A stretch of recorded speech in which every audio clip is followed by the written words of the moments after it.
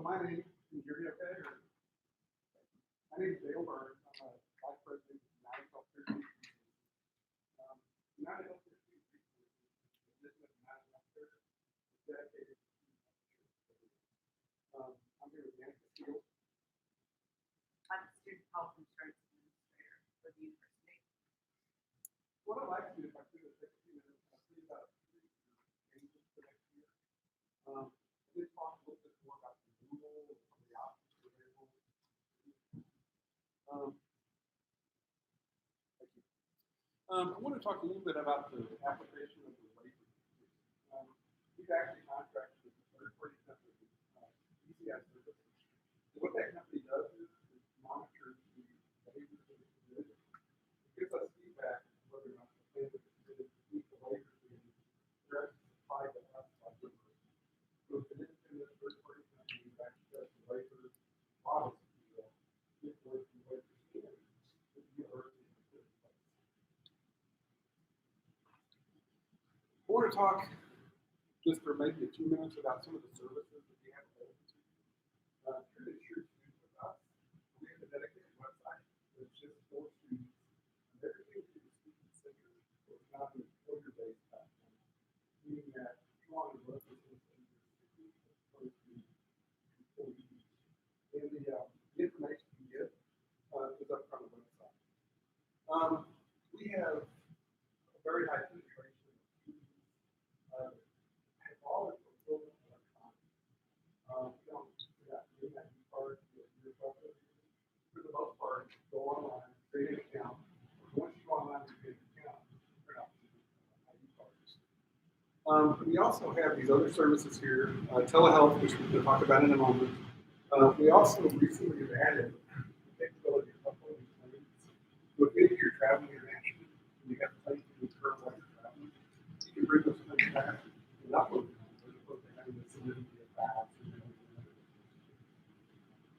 Any questions on some of the services that you get from our website?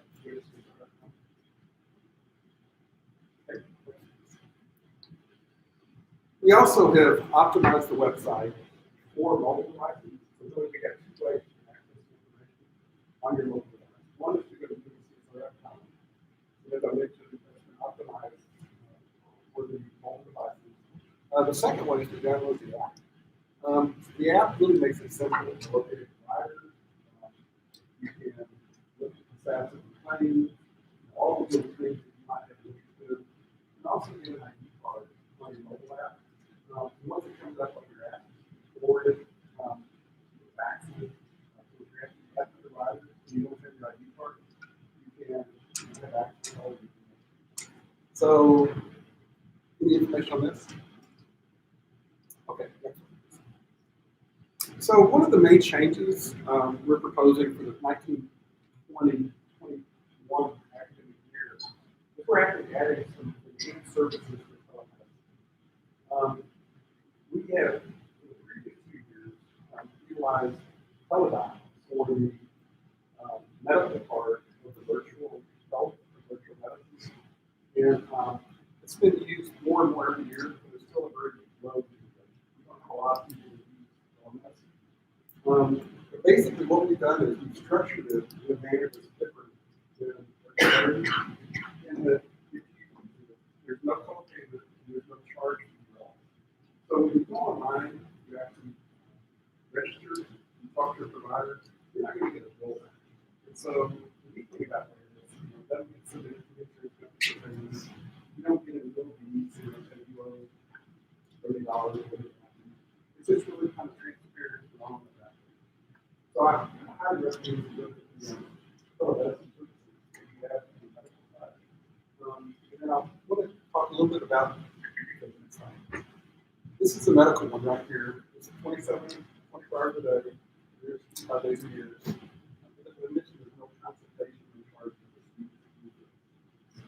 We also have it available. We don't have our insurance for a significant amount. But we call it your name on the roster. There's a $40 charge for consultation. We do think that this is less than our competitive charge. And also, it's an activity to work with you don't have too much appointment and do all the things you do.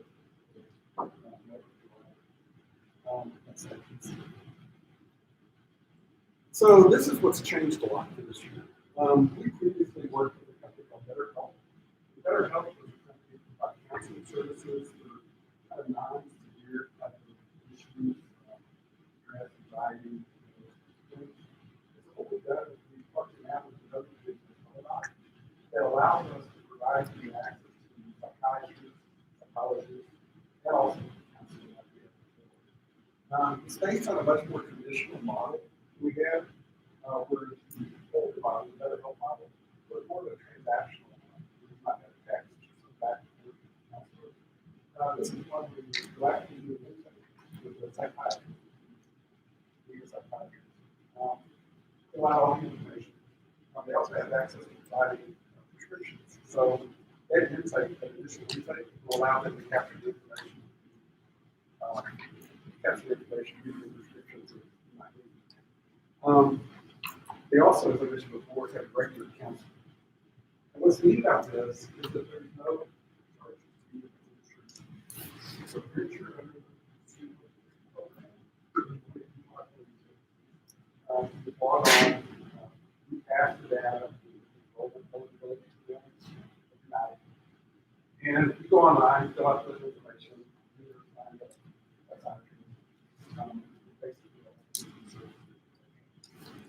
how the better health model you have not structured in a manner where you offer the uninsured. What we've done is negotiated with Teladoc to offer the same service to non-insured 2021. Counseling visit is $5. With a psychiatrist visit is $300 plus $95 per visit.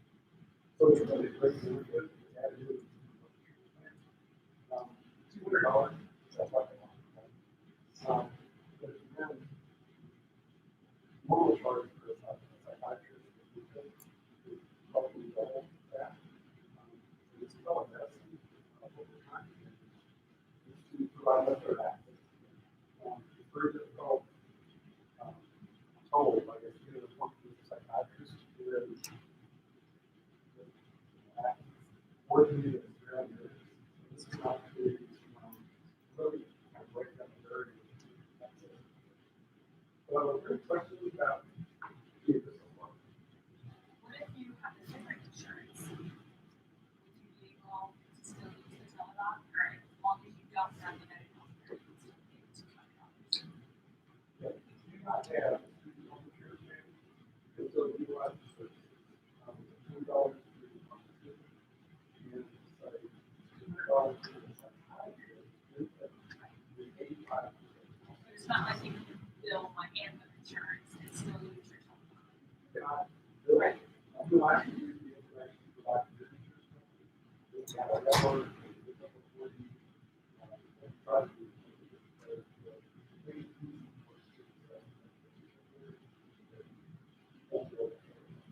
I just want to make that more clear for those of you in the audience who have your own insurance. And sometimes you're thinking like, wow, it'd be really great to be a psychiatrist now.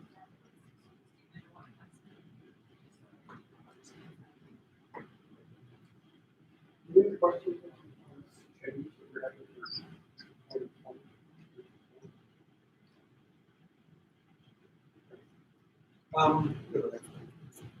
So I wanted to talk a few minutes about financial.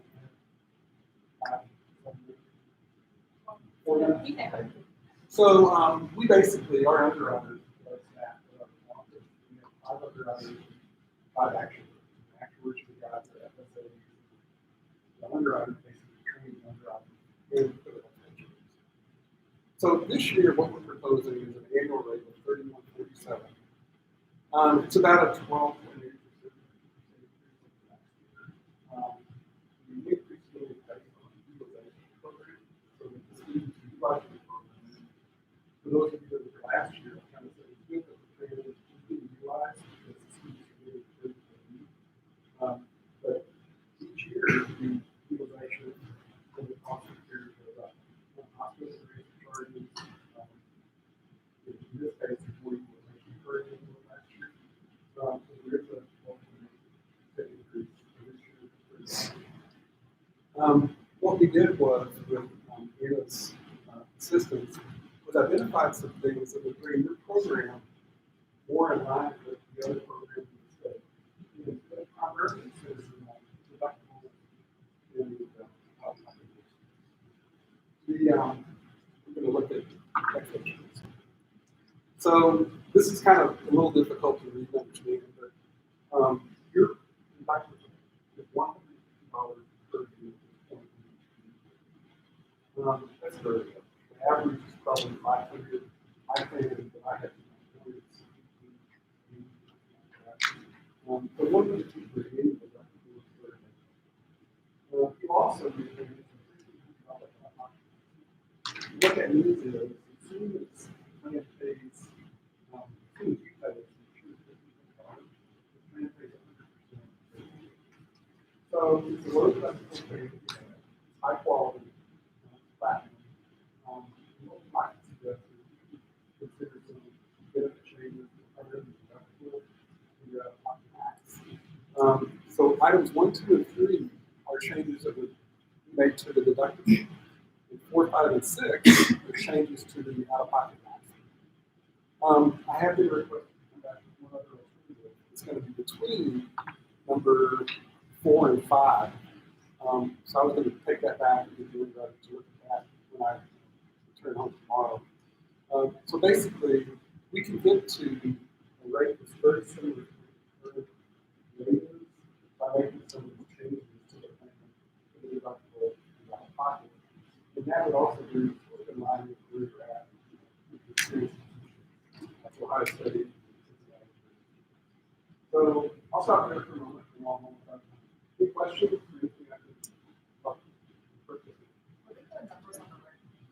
So the numbers on the right are the dollar change to the premium rate that we quoted on the page, 2 pages, on the page before. So the 3147, I think it is. 3147.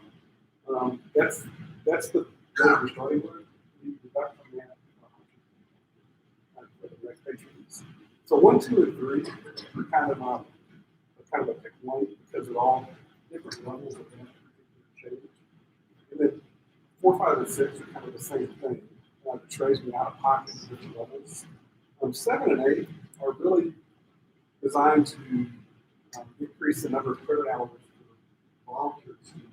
Currently allows a person at 1 credit hour and purchases. So there's a question in my mind about whether or not it's going to take 1 credit hour. It's really steep. Potentially substitute for it between the real students who take the full-time course versus somebody who's taking 1 credit. So it's something to consider. You can't put a lot higher because you don't have that. You really be able to see the impact on the program teacher. Let's go one more page just for a second. We had some other alternates to look at. Underwriting did not give credit, very much credit for these changes. Personally, because the credit is so small, I probably wouldn't personally consider it. But at the end of the day, there are options we have to really. I have the underwriting worksheet with the rate developed. I also have flyers for the telemedicine services. We also have some other I should read that. It's time. I know we're going to say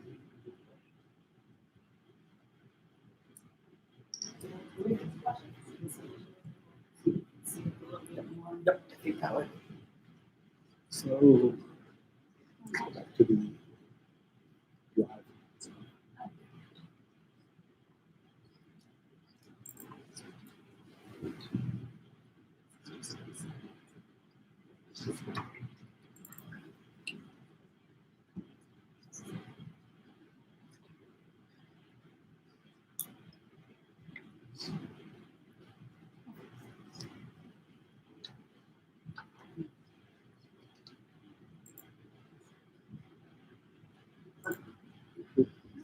What's in the wall?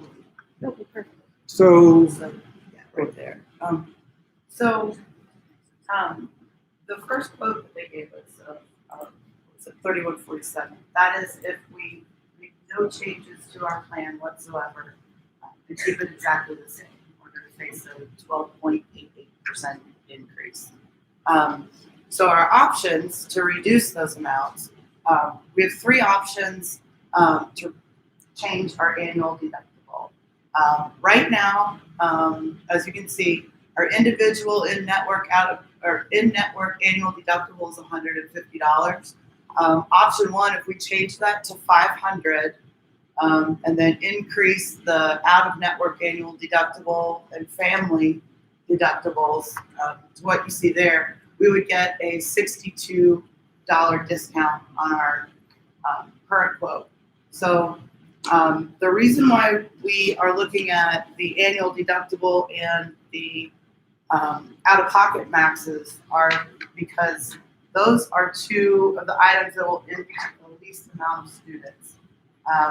We did some research and let's see, out of the past 3 years, the family out-of-network annual deductible that is currently $500, no insured person has met that for 3 years. So that would tell me that we need to increase that so that we can get a discount on the premium. If nobody is meeting the $500 limit, then we should increase that and take the discount on the premium so that everybody can benefit from that. Let's see what else. The family in-network annual deductible, 2017-18, 26 people met that. Other than that, out of the past 3 years, that's it. So only 26 people met that 1 year, and that was $300. So if they're not meeting $300, then we should probably increase that too. Yeah. For somebody who's like really ignorant, I don't like understand what you're saying. What do you mean by they need $500? Okay, so an annual deductible is an amount that would be due to the patient before insurance would actually pay. So kind of like car insurance, you pay a premium to have car insurance. If you wreck your car, you have to pay your deductible before they'll fix your car. So it's just, instead of the insurance company paying the first $150 worth of your medical bills, the medical facility will bill that to you. And then once that $150 has been met, the insurance company will automatically start paying 80% of your claim, then you only owe 20%. Does that answer your question? Does that make sense? So the other options that we have, so we have three different options of what we can change to. So when we're talking with our with the advisory committee for student health insurance, we kind of all opted for option 3. I know the numbers are high, but like I said, nobody has met that family out-of-pocket max of $500 yet. So if we increase that, we'll get $133 off of what that quote was for this year. Option 3 is actually the norm. It's the average for the other institutions in Ohio. The majority of them are an individual in-network deductible of $500, out-of-network $5,000, and then for family it goes up to $10,000. So can you scroll down just a little bit so that we can show the form? And then maybe a little more. Yeah, sorry. Okay. So these 3 options pertain to your out-of-pocket maximum. What an out-of-pocket maximum is after you meet your annual deductible of, in this case, right now, currently it's $150. Once you've met that, the insurance company starts paying their 80% and you pay your 20%. That 20% that you pay continuously if you're having services provided outside of campus care for office visits, MRIs, things like that. That 20%, let's say, unfortunately, you had to have your appendix out, so you have to have a surgery. The 20% that you would pay, once that hits $1,500, which is what we have right now as our individual out-of-pocket max, the insurance pays 100% for the rest of the policy year for your medical. So the most you're going to pay is $1,500 for the year. It's like a safety net of the most that you'll have to pay. So with these, we did some research on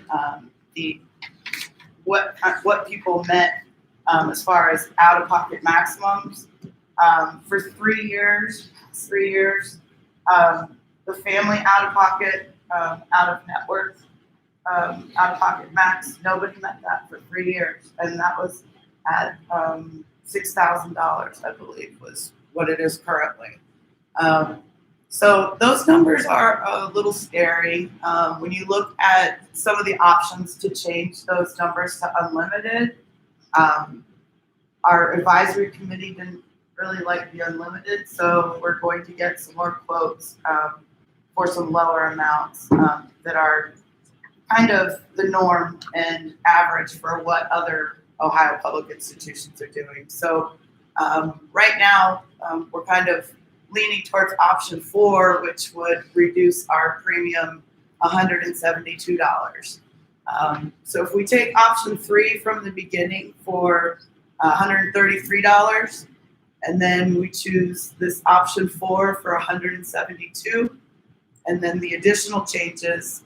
So if we increase the required credit hours from 1, it'll actually be 5 instead of 6. 5 is when if you register for 5 or more athletes credit hours, that's when you're automatically charged for the student health insurance. So we're not going to make it 6, we're going to make it 5, so everybody's equal. That'll decrease at $36, and then require voluntary enrollment to be in a degree-seeking program. So if we do all of that, our reduction ends up being $2 more than what we currently pay right now. So if we made those changes, we would be able to not have an increase in our insurance for this year. Depending on the amounts that come back for to replace the unlimited with amounts of, I think we decided on 8,000 and 10,000, 8,000 and 12,000. So you can see the difference between option 4 and 5 is only $30. So I don't know how much that would really change. But with the options that we're kind of leaning towards, there would. Option 3, you said that no one has exceeded those numbers, right? The past 3 years. Right, for the family out-of-network annual deductible, 500, they haven't had that for 3 years. So I guess my question would be, I know you guys are a business and you each your bottom line and you make money. But if no one has exceeded those numbers, if no one has had the required money care to get up to higher required co-pays and deductibles, it has not affected your bottom line. It seems you haven't had to pay for claims that exceeded that. So because of these lower premiums, your bottom line has not been affected yet. That's what I'm like. If they haven't met it at that lower amount, I'm going to need it at the higher amount. So we should increase it so that we can get a discount on the premium that you pay to have insurance. Does that make sense? Why is it decreasing premium if it's not affecting how much you're actually paying as a company? So, Like as an insurance provider. You might be able to. so option 3, your 150 deductible is low compared to everyone else's. The majority of that money is coming from changing it from 150 to 500. The family out of pocket, it was 6,000. Nobody's met that. But the other ones, people have hit it. So the savings is coming from individuals that were already exceeding, like pretty much anybody that has a claim that's outside of the health service, maybe that in the health service, is going to exceed $100,000. So that first line item is where most of that 4.32% comes from. The other thing I'll mention is we really want to have people that in network. Out of network, there's a lot of fraud and abuse and billing, good surprise billing. Well, we don't have contracts with those providers; they write it off. So we want to be able to do that. So, but the majority of that 4.23% is in that individual in network going from 150 to 500.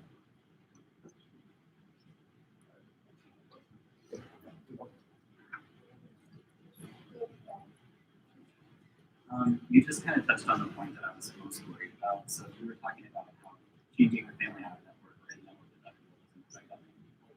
see finding some students is changing that individual and network deductible. I wonder if you have any data on how many people counted that.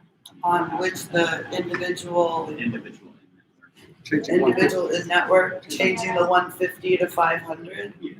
Yeah. You can go, right, volunteering, increase this question.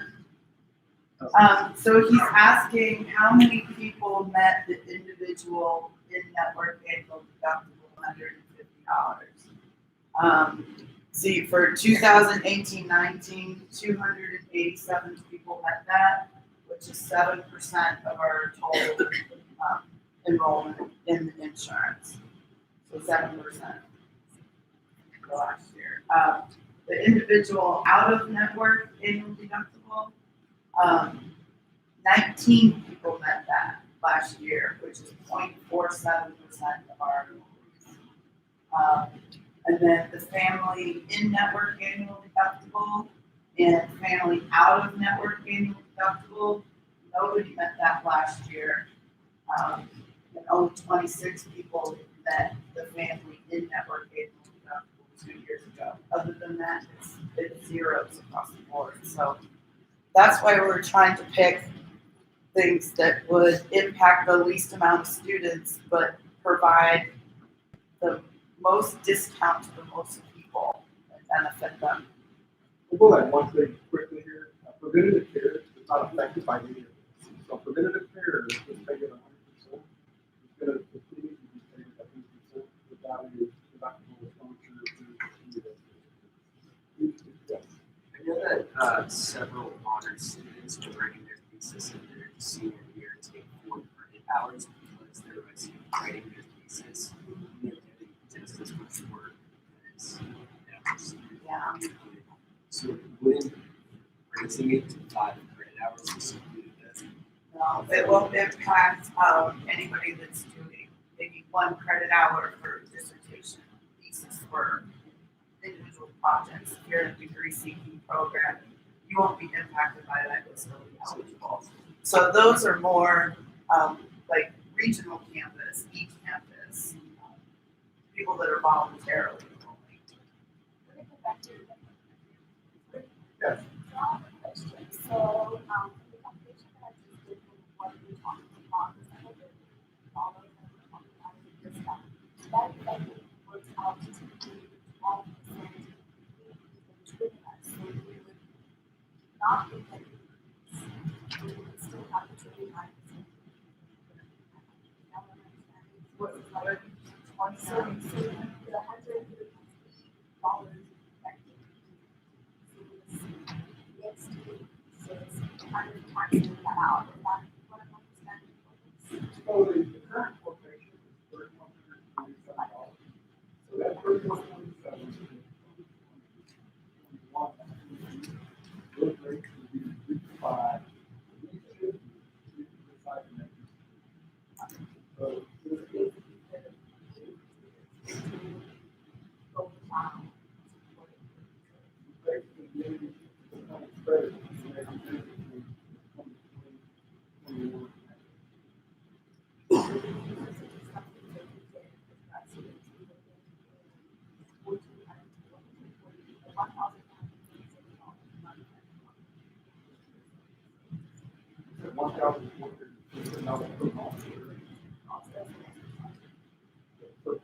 I want to clarify, some of the, the semester's rate for OU, highly listed, their semester rate,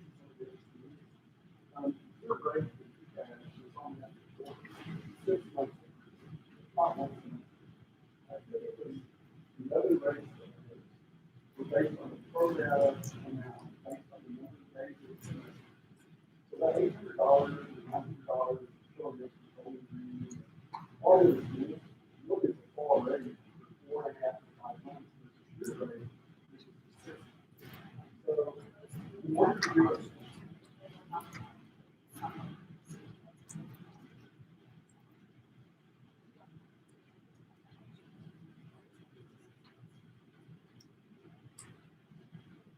You have a question?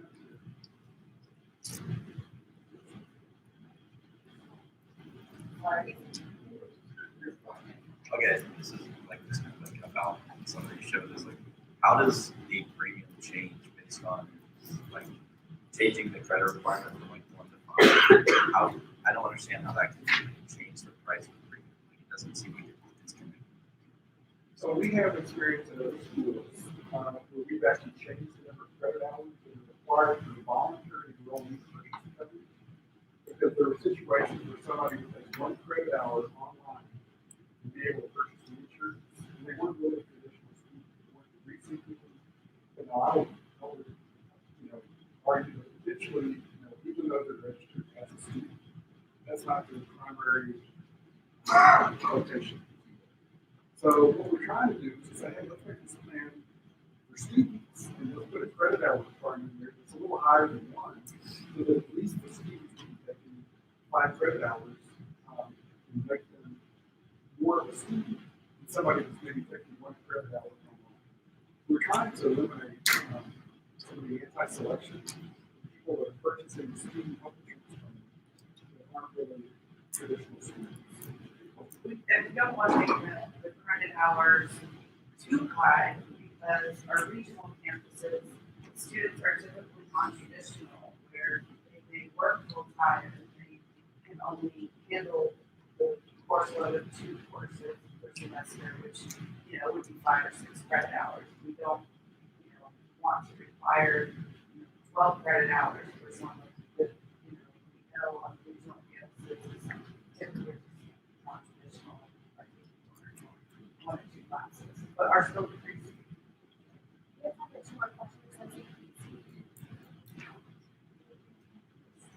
Let's see. Let's say what I think might always be great. So currently, I think about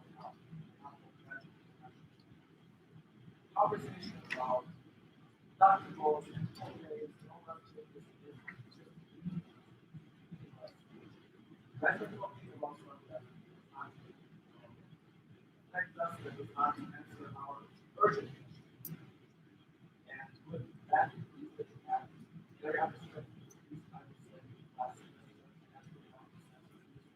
semester, Yeah, unprecedented, but nevertheless, you guys might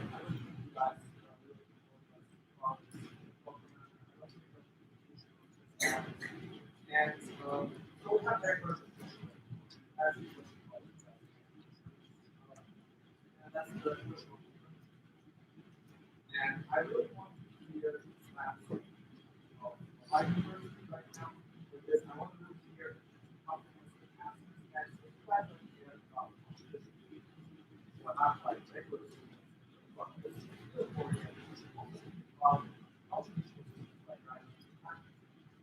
but I hear a lot of concern about but I don't hear a lot of concern about and I really want to hear this kind of we really expect that. It's not that we're just angry. We really want to we really expect that.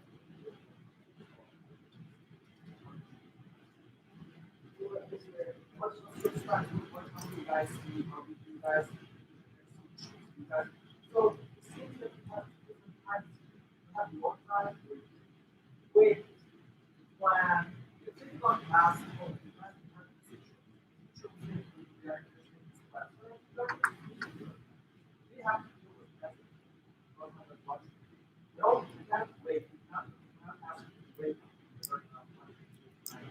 Of course, you want to wait. You don't have that much. You have that much time. You have to think about the future. How you solve this problem. There's a real difficult problem.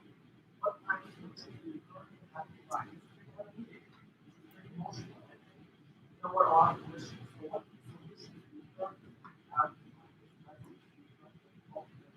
We have time for international practice, for international practice, for all the things that we try to help that's I think there are actually going to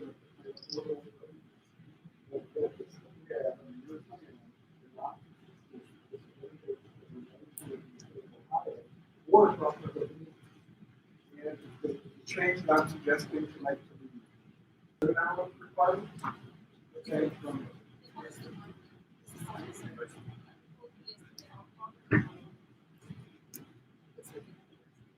Because we already know the mental health care service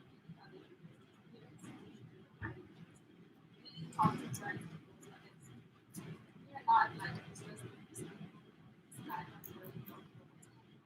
have called, we have made phone calls to institutions and also to talk to our friends and our relatives who are maybe one, two, other universities or here who are also in other institutions and we know the mental health care we do not have a problem. We have a problem with the universities.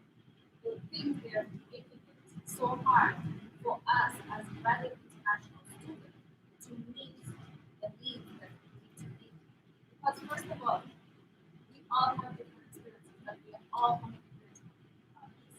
That means that this insurance plan is not working.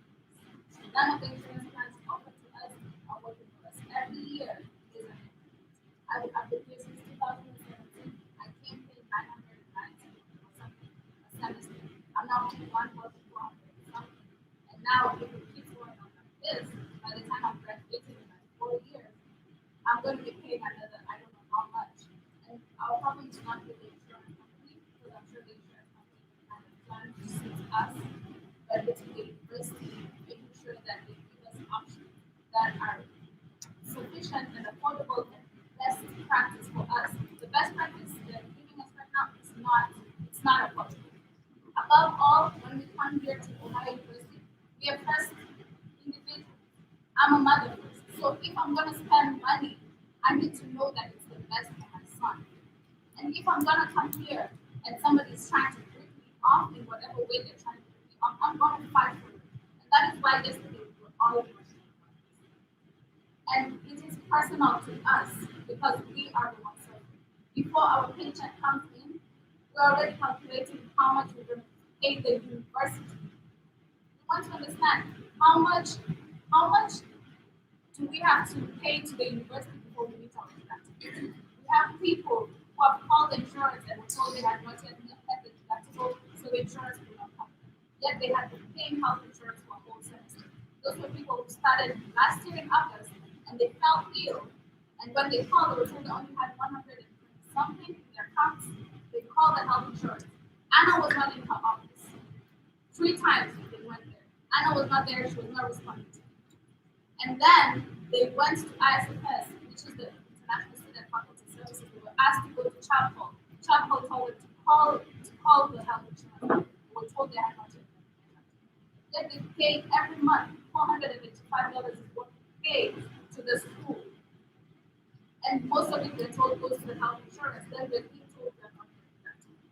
Secondly, what other options can Ohio University give us? Because as international students, when we are coming to Ohio University, we are asked to provide a bank statement before we are even given our documents.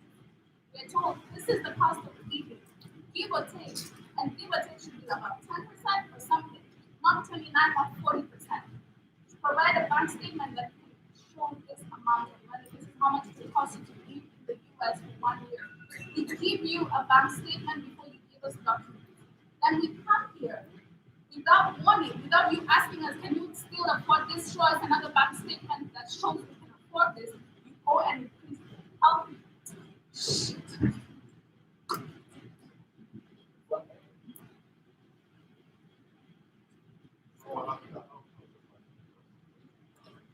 me, sorry, we're online, so and I don't know if you want to answer questions.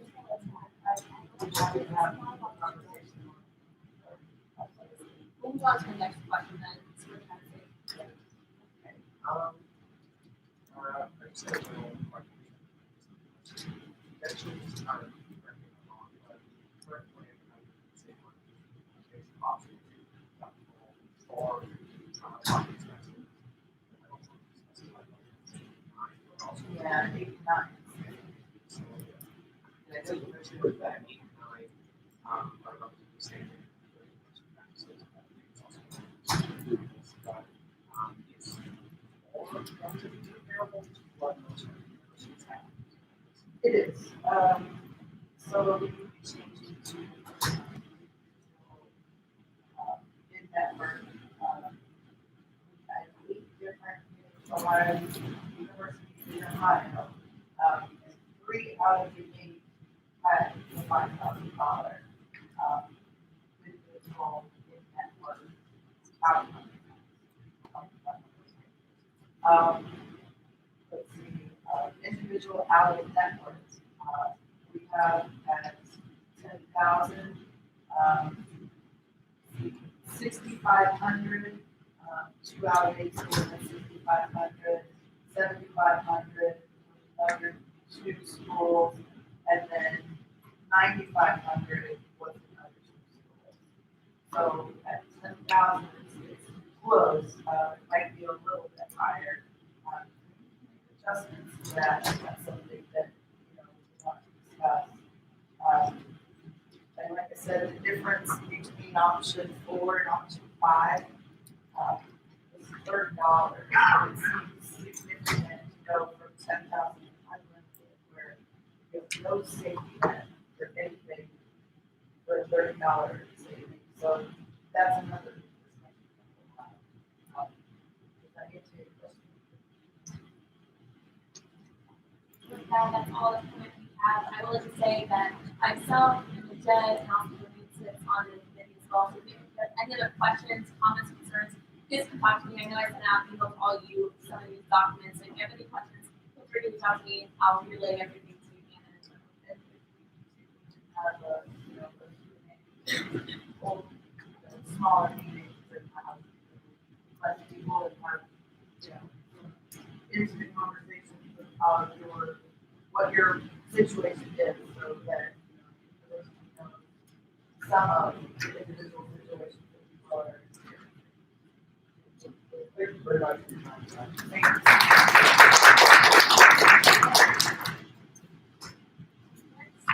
we have presentations kind of like an Ohio State Government Summit that everyone has to come up and only goes through games. So we could.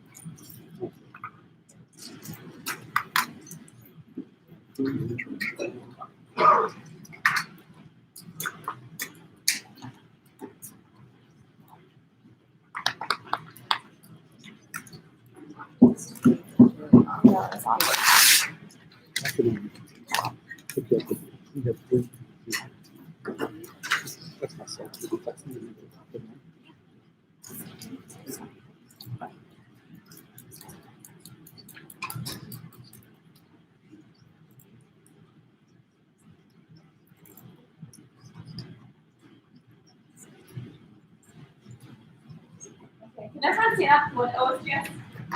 So, well, you don't have to come up here to see stand up. So these lovely people. Okay, went to OSGS with us on February 8th, which was 2 Saturdays ago. Ohio Student Government Summit is a collection of all student governments in Ohio, as well as we had a couple of colleges from Indiana, as well as Michigan, come to talk to us as well. Jamie's so fun slides. Hopefully. Okay.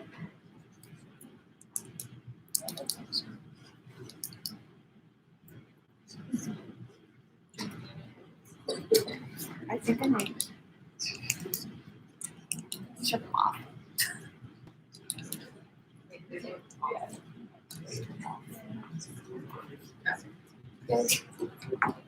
I'm waiting for them to. Carry on. There we go.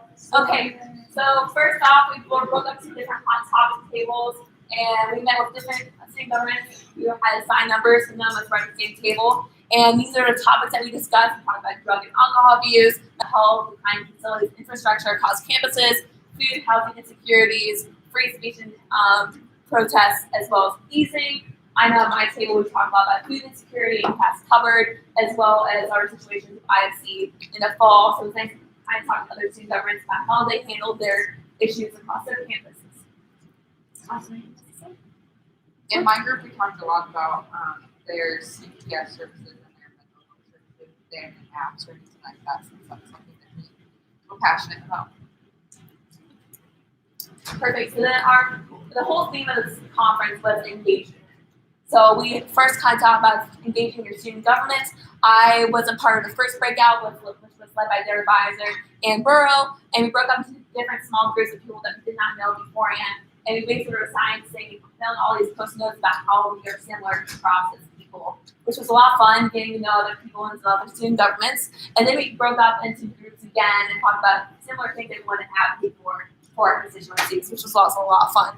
And then we kind of broke up to another group and talked about what to find an engaged member in your student government. So this is a list that at least our group came up with. Gives ideas, as a research motivated, you can read the rest. So yeah, that was basically the breakout group one. So in breakout 2, it was inclusive leadership. We all sat at tables, we were given scenarios, and then at the table we kind of discussed what our response as student leaders should be, how the university could have better responded to them. In those situations where at the University of Montana, this past month they had an MLK essay contest that was won by 6 white women, and it was talking about how the university responded to that, how when that information was disseminated, how they could work with that. And then the other one was at Michigan State, in one of their bookstores, there was a stand, a tree that had for Black History Month. There were some black dolls that were hanging from a tree, and we talked about if that person did it on purpose, does it matter? If they did it on purpose, about intent, is that person fired? Like, what do we do with